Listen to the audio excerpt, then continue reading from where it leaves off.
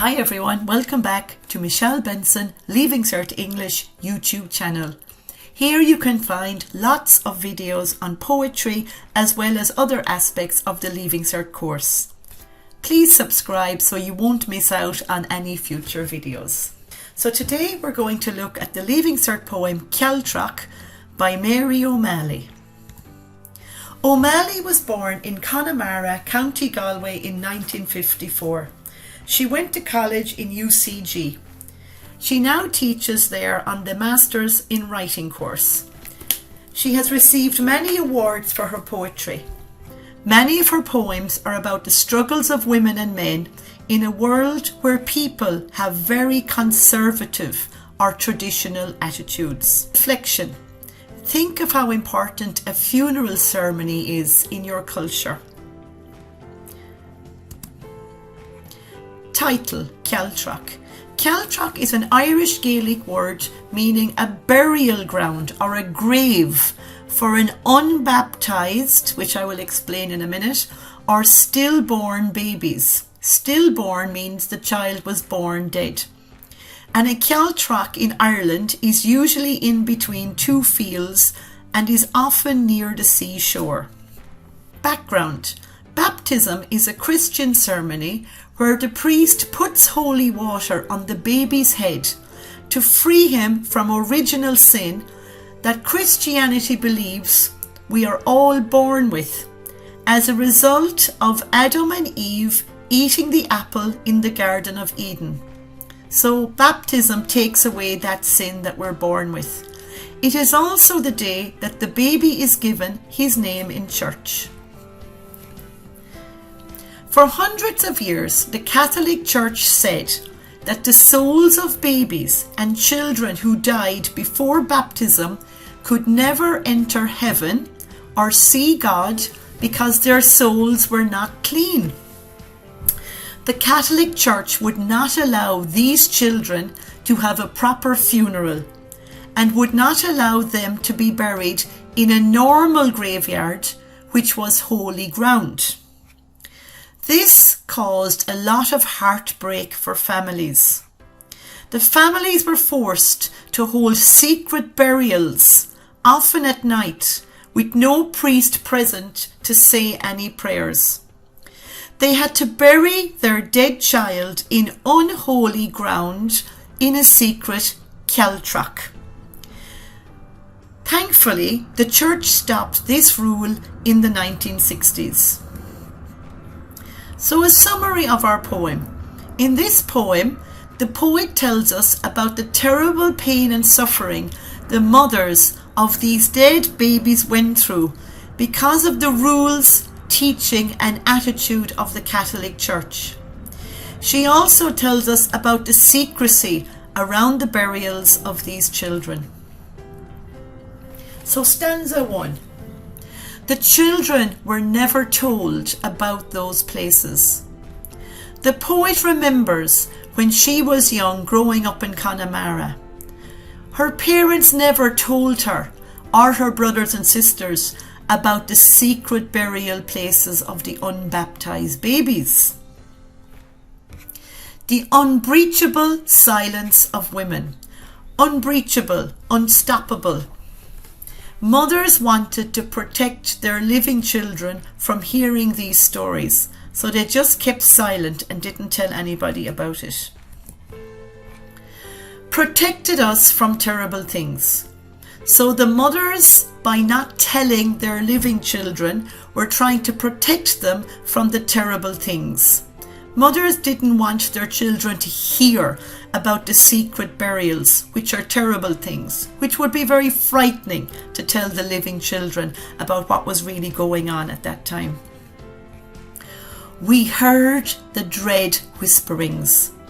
However, the poet remembers herself and her other brothers and sisters had heard some scary rumours, which she calls dread whisperings, about these secret burial places. So other children were telling them some stories they had heard about the secret burial places. And peopled the swarming places with ghosts. When the children heard these stories, they imagined that those secret burial places were haunted with ghosts.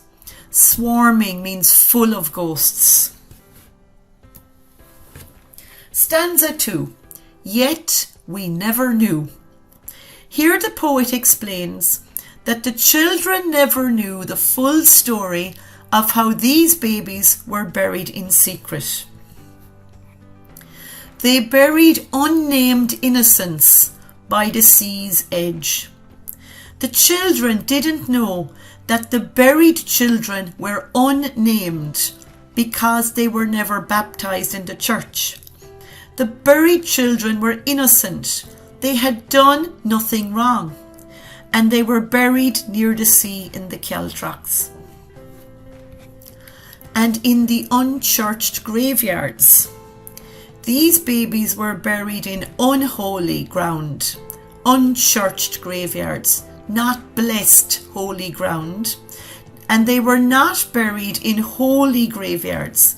And the reason for all this, of course, is because they were not baptized before they died.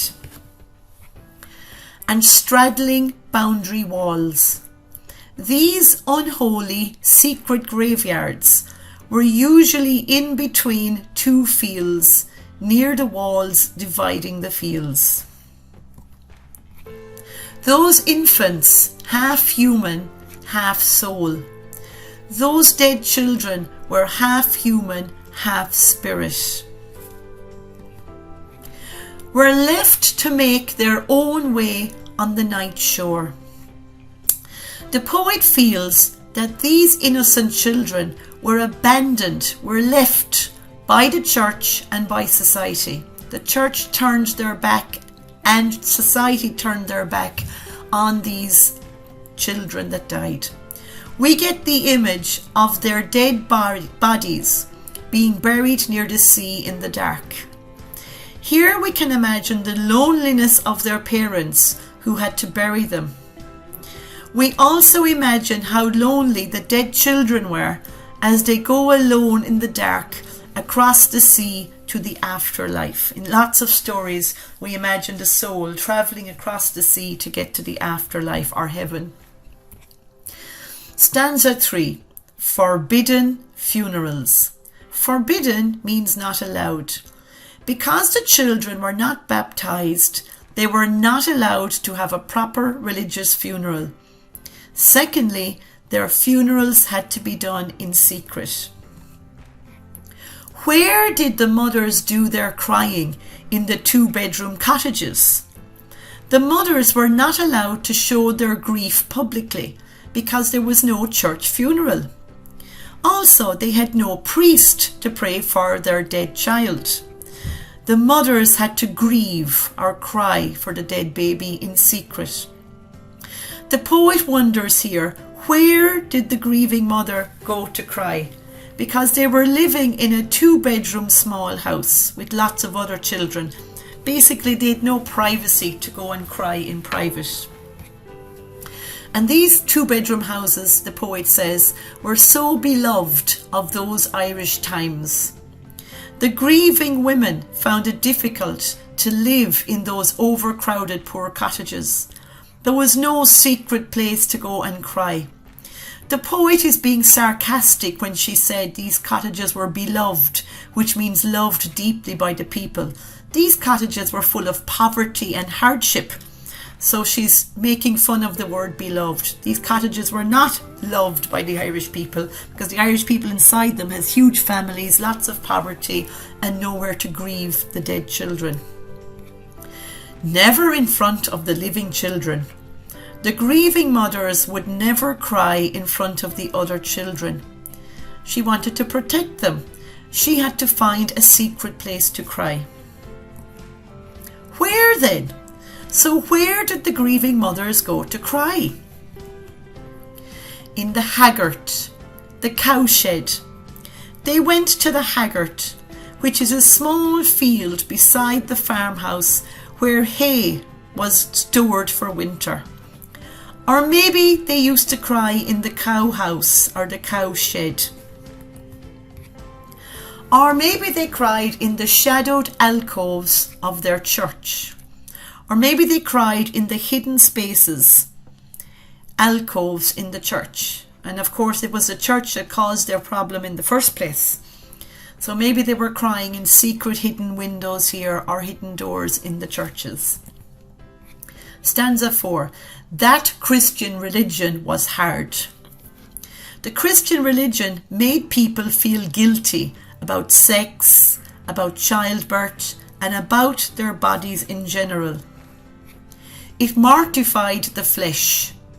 To mortify is a verb, to make somebody feel ashamed. The Christian religion made people feel guilty about the flesh, about body, about the sexual desires. It also made mothers feel ashamed and guilty about childbirth, and left mothers feeling empty. The poet imagines the mothers lying in bed feeling empty after their child died, their full breasts aching. The grieving mothers have breasts full of milk, but their new baby has died. They were ready to experience the pleasure of breastfeeding, but instead they are experiencing emptiness, both mentally and physically, and aching means pain. The breasts are full of milk, but there's no baby to take the milk out, so the mother is in pain both mentally and physically. Forever afraid of what the winter storms might yield. When the grieving mothers are trying to sleep, they have terrible nightmares. They worry that the winter storms might cause the big waves to move the earth that was covering the grave of their dead child.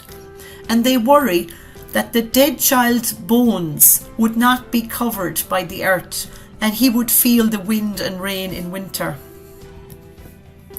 Their own dreams turning on them like dogs. When the mother tries to sleep, she has terrible dreams that attack her mentally like a dog attacks a stranger. This is a simile where she compares the dreams attacking the mother like dogs attacking strangers. The pain of their loss, their grief, and the cruel teaching of the church torture the mothers even when they sleep.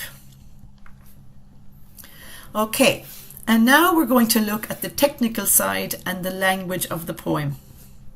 So the theme, or the main message of the poem is, the poem explores the theme of abandonment, to leave someone alone. The mothers were abandoned by their church, their religion, their place of worship, and their community. The dead children were abandoned and had to go alone to the afterlife. The parents had to suffer the thought that they had abandoned their dead child in unholy ground. Alliteration, repeated consonant sounds. Forbidden funeral. Repetition of F makes us think of the double meaning of forbidden. Terrible things brings out attention to all the terrible things that happened. Like that sound. Assonance, repeated vowel sounds. There is repetition of long O sounds in the line to make their own way on the night shore. These long O sounds add a lonely sound to the poem to reflect the loneliness of the children who were buried near the sea and the loneliness of the parents left behind. There is repetition of the long A vowel sounds in the line, full breasts aching, forever afraid. Again, this adds an element of sadness to the poem. So if you would like to see more, please subscribe to Michelle Benson Leaving Cert English YouTube channel.